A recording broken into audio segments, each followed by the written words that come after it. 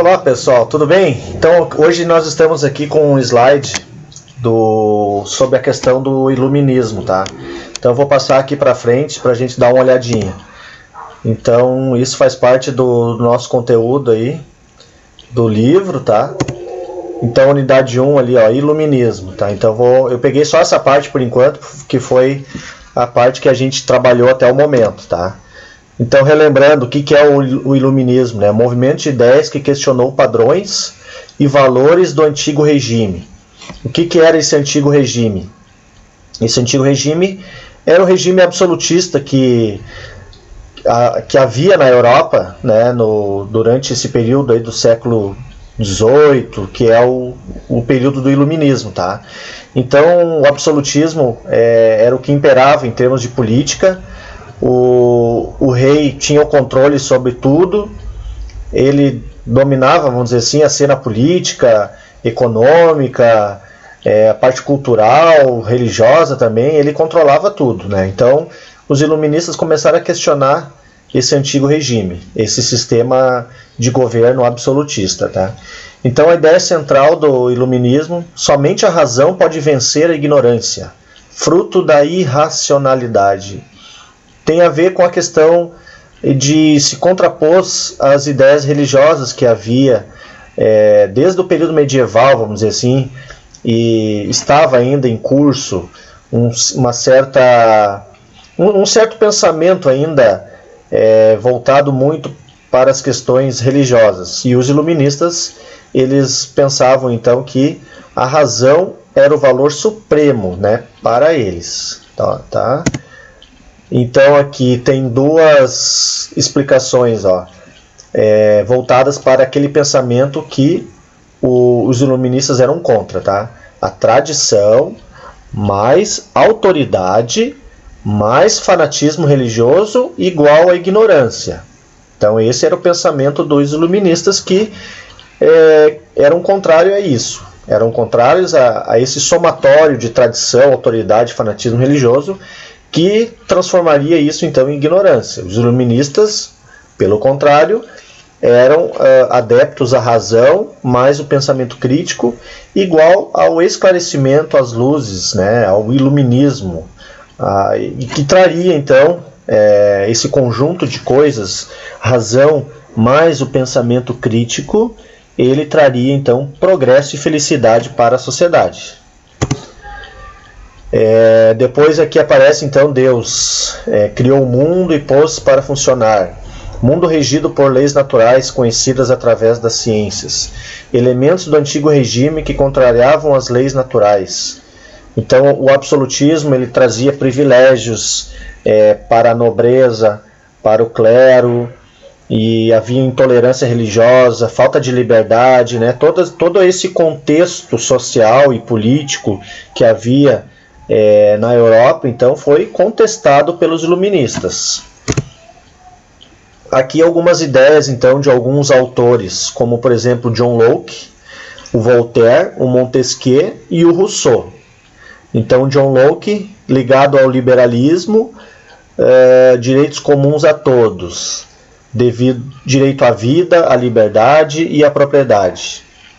Depois o Voltaire, críticas à Igreja Católica, a monarquia absolutista francesa.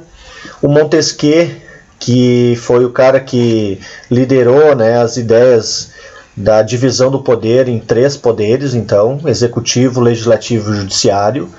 O Montesquieu, então, foi contra o absolutismo, no sentido de que o absolutismo era um poder centralizado na figura do rei, e segundo ele, então, haveria a necessidade de separar esse poder em 3, onde o executivo faria o seu papel, o legislativo o seu e o judiciário também o seu. Então, cada poder teria uma certa autonomia, né, mas cada um controlando o outro, né? O importante dessa divisão do poder é que eles são interligados, tá? E por último aqui o Rousseau, então, que trabalhou a questão do contrato social, a ideia da formação do Estado, a importância da soberania do povo, né? O povo é soberano, agora não é mais o rei soberano.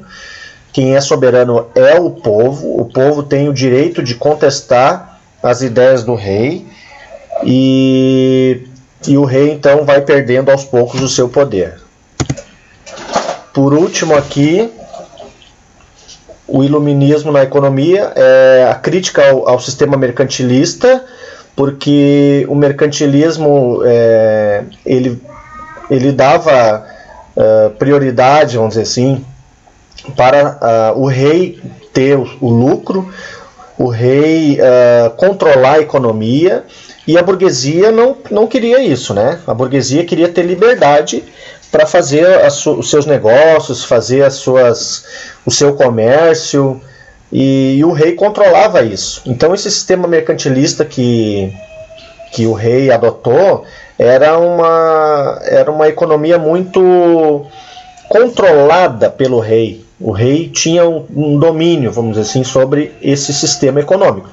E a burguesia queria liberdade para ter lucro, né? O rei taxava muito os burgueses, e os burgueses então viram que o rei barrava o crescimento dos seus negócios. Então o sistema mercantilista também foi contestado pelos iluministas, tá, ok?